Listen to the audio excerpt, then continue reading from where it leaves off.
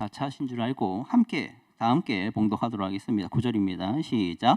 낮은 형제는 자기의 높음을 자랑하고 부한 자는 자기의 낮아짐을 자랑할지니 이는 그가 풀의 꽃과 같이 지나감이라. 해가 돋고 뜨거운 바람이 불어 풀을 말리면 꽃이 떨어져 그 모양의 아름다움이 없어지나니 부한 자도 그 행하는 일에 이와 같이 세잔하리라. 아멘. 오늘은 여러분과 야고보서를 세 번째로 같이 살펴보게 됩니다. 1장 8절까지의 말씀을 통해 야고보서라는 이 편지가 단순히 행위를 요구하고 도덕적인 규범을 모아놓은 그런 모음집이 아님을 알 수 있었습니다.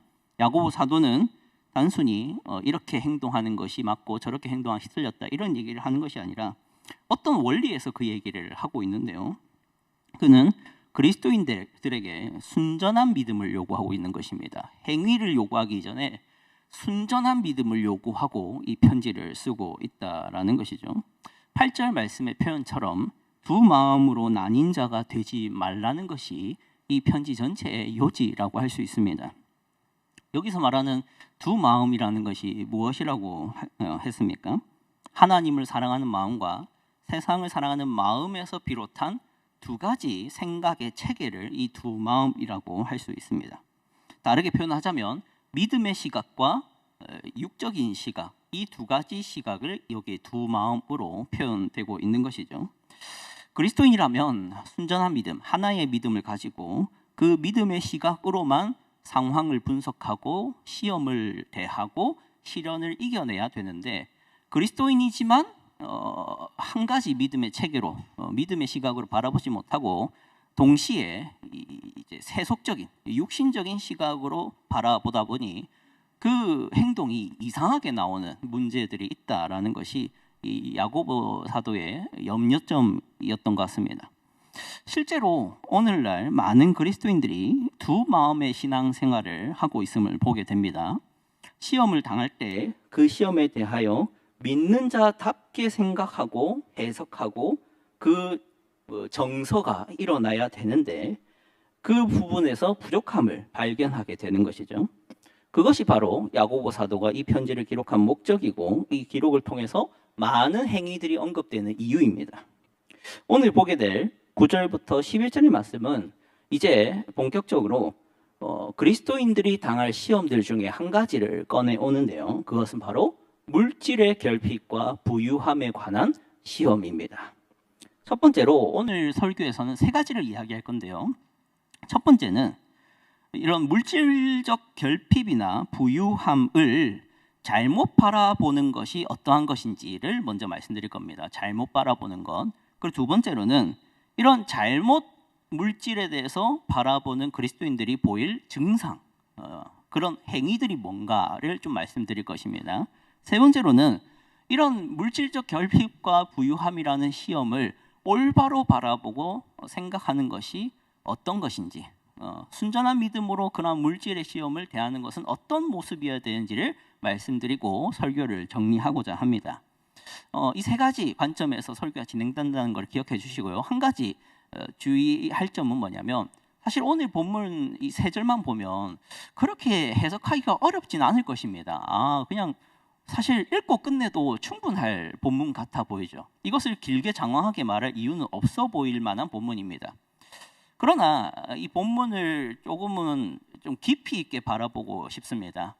단순히 가난한데도 이제 내가 부유하고 내가 가진 게 많다라고 생각하고 부유할 때는 겸손해야겠다 이렇게 생각해야겠다 정도로 얘기하는 것이 아니라 도대체 왜 돈이 많으면 교만해지게 되고 도대체 왜 가난하면 이게 자신을 자꾸 이렇게 비하하게 되는지 그 이유와 원인에 대해서 그 심리에 대해서 좀 얘기를 하려고 합니다. 약간은 복잡할 수 있지만 사람의 생각이 도대체 어떠한 메커니즘에서 어떠한 영향에서 부유한 자가 자꾸 교만해지게 되고 가난한 자는 왜 자꾸 스스로를 비참하게 여기게 되는지를 좀 다각적으로 이제 분석을 하게 되거든요. 그러한 설교라는 점을 좀 이해하시고 들어주시면 좋겠습니다. 9절과 10절 말씀 보시죠. 한번 띄워주시면 감사하겠습니다. 9절과 10절 말씀입니다. 야고보 사도는 이제 순전한, 그러니까 두 마음이 아니라 순전한 믿음으로, 마음으로 이제 살아가야 되고 시험들을 그렇게 감당해야 된다라는 얘기를 하면서 첫 번째 이 물질의 문제를 다루고 있는 것을 보게 됩니다. 이 9절과 10절에 보시면 낮은 형제는 자기의 높음을 자랑하고 부한 자는 자기의 낮아짐을 자랑할지니, 이건 분명히 이제 원어로서 봐도 물질의 가난과 물질의 부요함에 관한 본문을 이야기하고 있는 것이라고 해석할 수 있습니다. 자, 그런데 이 9절과 10절을 있는 그대로 보기 이전에 이 야고보 사도의 마음을 생각해 보자는 거죠. 도대체 이 얘기를 왜 할까라는 것입니다. 그것은 유추해 보기로는 그리스도인 형제들 가운데, 믿음이 있다는 기독교인들 가운데 가난할 때 스스로를 자꾸 비하하고 낮추고 다른 사람을 부러워하고 다른 사람에 비교해서 자신을 이제 수치로 여기는 그러한 경향이 나타나는 모습들이 있었던 것이죠. 그리고 반대로 부유한 자들, 물질적으로 부유한 자들은 이게 이유를 알 수 없는 교만과 자랑이 스스로에게 발생되는 문제가 있었던 것 같습니다. 그러한 염려에 의해서 이러한 이야기를 하고 있다라는 것을 유추해 볼 수 있는 것이죠. 성도 여러분, 잘 아시다시피 우리 한국 사회를 어떤 사회를 하냐? 자본주의 사회라고 합니다. 자본주의 사회의 최고의 우상은 무엇입니까? 돈이죠. 자본주의 사회의 최고의 우상은 돈입니다. 때문에 이 사회에서 돈은 행복의 척도이고 권력이며 능력으로 여겨집니다. 반대로 돈이 없는 사람은 행복하지 않은 사람이고 권력이 없는 사람이며 능력도 없는 사람으로 여겨지는 사회이죠. 이러한 사회에서는 근거 없는 권위를 생성하게 됩니다. 근거 없는 권위를 생성하게 된다. 이 무슨 말이냐면 돈이 많다라는 그 사실로 그 사람은 권위를 부여받고 높은 자가 되고 인정을 받으며 사람들에게 칭찬을 듣는 존재가 되는 그런 알 수 없는 현상이 벌어집니다. 이런 식입니다. 돈이 많은 사람입니다. 이 사람은 주변 사람들이 비위를 맞추죠. 이 사람은 능력이 있고 이 사람은 권력을 가지고 있는 자이기 때문에 사람들이 비위를 맞춥니다. 그러면 이 돈이 많은 사람은 우쭐해집니다.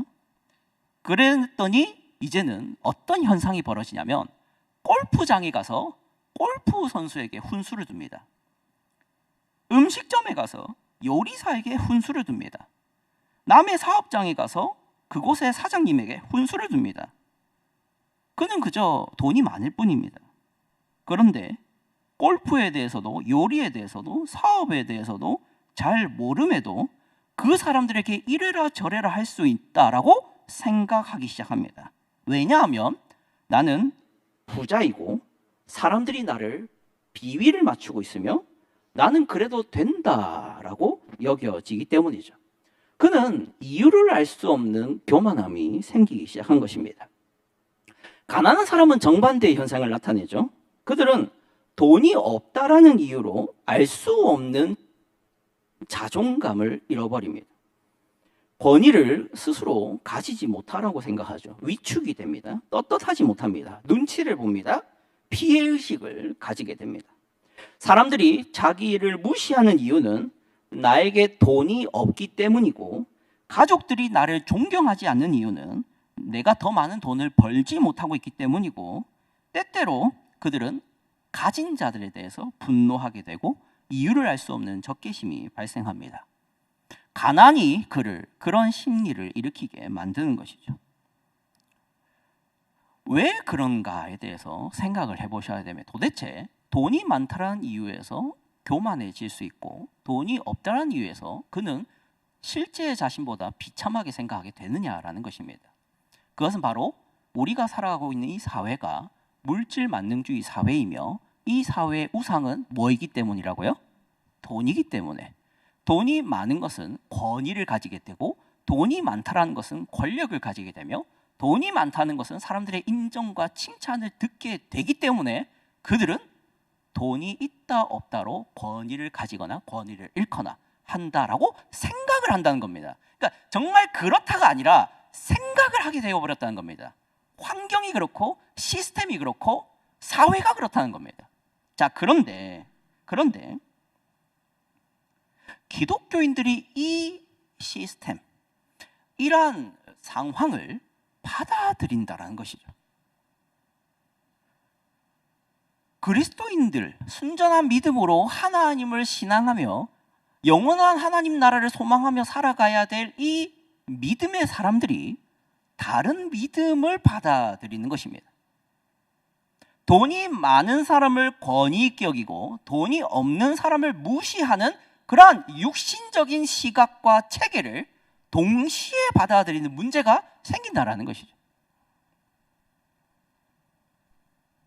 성도 여러분, 물질의 시험은 우리들 중 누구도 피해갈 수 없습니다.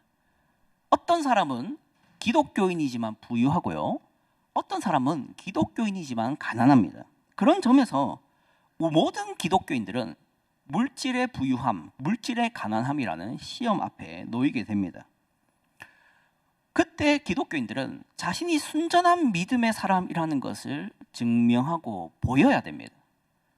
가난한 것에 대해서, 부유함에 대해서 정당한 신자다운 반응을 나타내야 한다라는 것이죠. 그러나 안타깝지만 오늘날 한국교회 안에 믿음의 시각으로 올바로 물질을 대하는 사람들이 많이 없음을 보게 됩니다.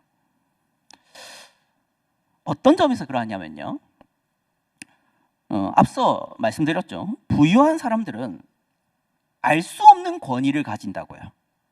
자신이 그저 돈이 많을 뿐인데 자신과 전혀 상관없는 영역에 가서도 발언권을 가지고 통제권을 사용하려고 합니다.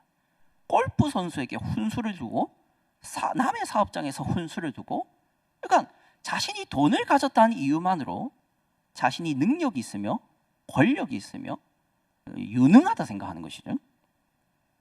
이러한 현상이 교회 안에서도 벌어지는 현실을 보게 되는 것을 나누고 싶습니다.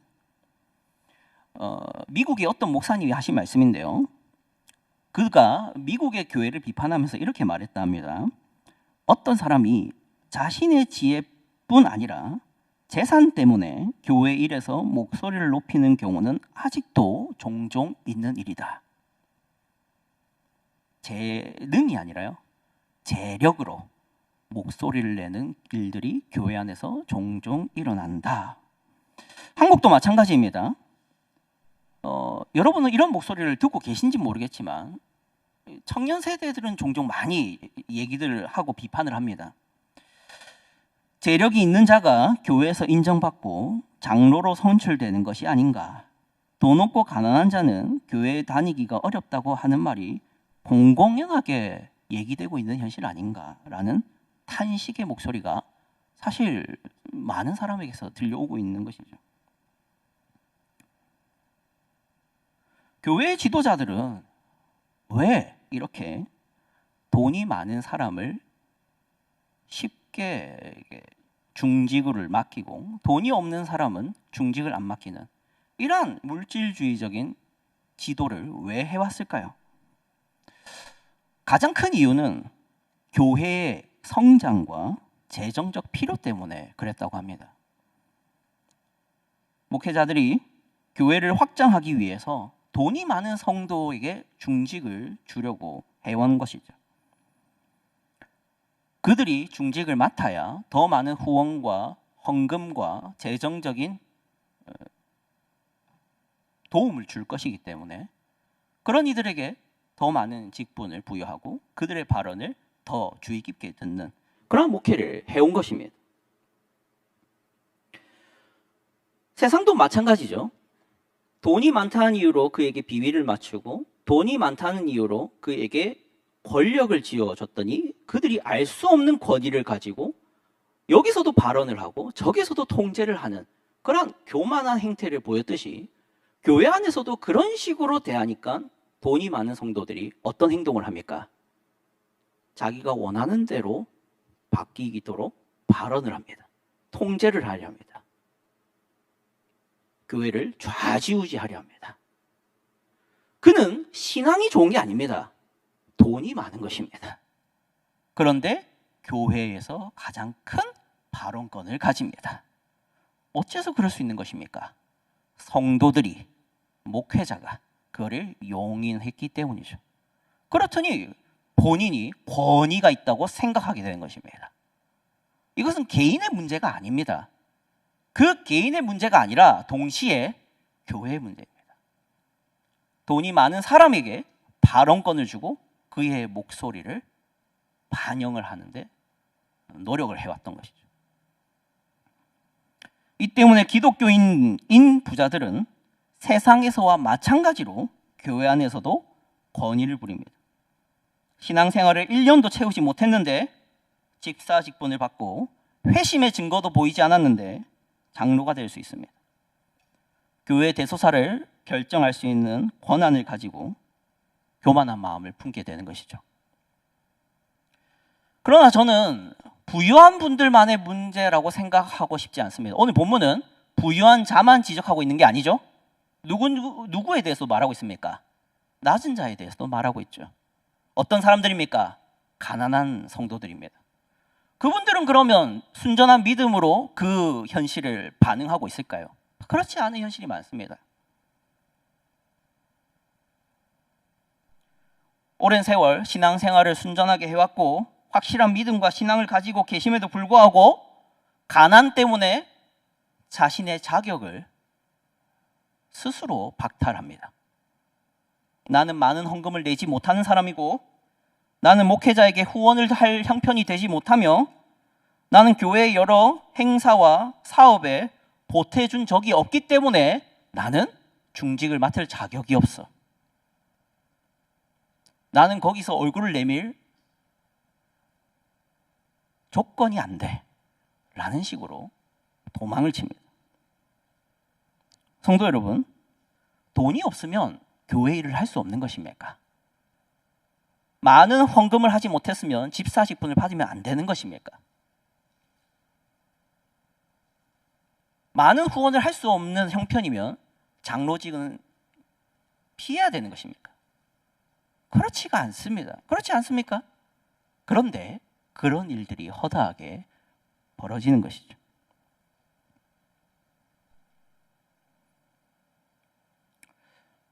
성도 여러분, 오늘 본문 말씀을 다시 한번 보십시오. 9절과 10절 말씀입니다. 함께 읽어보겠습니다. 시작. 낮은 형제는 자기의 높음을 자랑하고 부한 자는 자기의 낮아짐을 자랑할지니 이는 그가 풀의 꽃과 같이 지나감이라. 성도 여러분, 가난한 사람은 뭘 하라고 합니까? 자기의 높음을 자랑하라고 합니다. 부유한 사람은 뭘 하라고 합니까? 자기의 낮아짐을 자랑하라 합니다. 이게 무슨 말입니까? 도대체 이게 어떻게 가능한 것입니까? 그냥 스스로 세뇌하라는 것입니까? 너는 가난하지만 사실 너는 부자야. 너는 부유하지만 사실 너는 가난해. 이렇게 하라는 것입니까? 아닙니다. 이것은 우리가 믿는 믿음에 따른 자연스러운 행위입니다. 우리가 무엇을 믿습니까, 성도 여러분? 우린 무엇을 믿고 누구를 믿는 것입니까? 예수 그리스도를 믿는 것입니다. 그것을 믿음으로 우리가 어떤 것을 약속받았다는 것을 믿습니까? 여러분은 어디에 들어가십니까? 천국에 들어가십니다. 천국에 들어가십니다. 그곳에서 하나님은 여러분의 것이 되실 것입니다. 하나님의 모든 것이 여러분에게 상속될 것입니다. 그리스도께서 하나님으로부터 받은 모든 영광과 그 모든 고귀함을 여러분도 같이 나누게 될 것입니다. 그렇다면 여러분이 가난하십니까? 여러분 가난하십니까? 그렇 동안 우리는 무엇을 믿습니까? 이 세상의 모든 것은 좀과 동록이 탐한다. 그럼 어떻게 된다는 것이죠? 썩는다는 것이죠. 이 세상에 우리가 가진 모든 것들이 영원합니까? 육신은 영원합니까? 건강은 영원합니까? 우리의 계좌는 영원합니까? 우리의 부동산은 영원합니까? 썩어질 것들 아닙니까? 그것을 믿으십니까? 그렇다면 왜 그것을 자랑하십니까? 왜 그것을 부러워하십니까? 왜 그것을 자신의 권력과 힘으로 내세우시는 것입니까? 그러면 안 되죠. 우리가 믿는 믿음에 따르면 세상에 부유하면 썩어질 것들입니다. 우리의 가난함은 하나님이 채우실 것들입니다. 그렇다면 우리는 어떤 삶을 살아야 합니까? 가난한 사람은 여러분이 하나님께 앞으로 받을 것을 자랑하셔야 됩니다. 부유한 사람은 자신이 가진 모든 것들이 사실은 없어질 것임을 기억하고 겸손하셔야 됩니다. 이것이 믿음에 따른 우리의 반응입니다. 그런데 여러분, 우리가 과연 그러한 노력을 얼마나 하고 있느냐라고 질문을 해봅시다. 내가 가진 것이 이게 있고, 가진 것이 이게 있고, 가진 것이 이게 있지만 나는 이 모든 것이 썩어질 것이며 영원하지 않는다는 것을 믿어. 그러니 나는 사실 아무것도 없는 자야. 하나님이 아니고서는 나는 무엇도 소유하지 못한 자야. 그러니 내가 뭐라고 입을 댈까? 그러니 내가 뭐라고 교만하게 행동할까? 그러니 내가 뭐라고 권력을 가지고 목소리를 키우려고 할까? 이런 노력을 얼마나 하고 계십니까? 내가 이렇게 많은 재산과 부동산을 가지고 있고 많은 헌신과 헌금을 그리고 후원을 하고 있음에도 불구하고 내 믿음은 여전히 흔들리고 나는 여전히 죄악을 행하며 나는 여전히 하나님 앞에서 죄인 괴수일 뿐이야 라는 것을 과연 얼마나 묵상하십니까?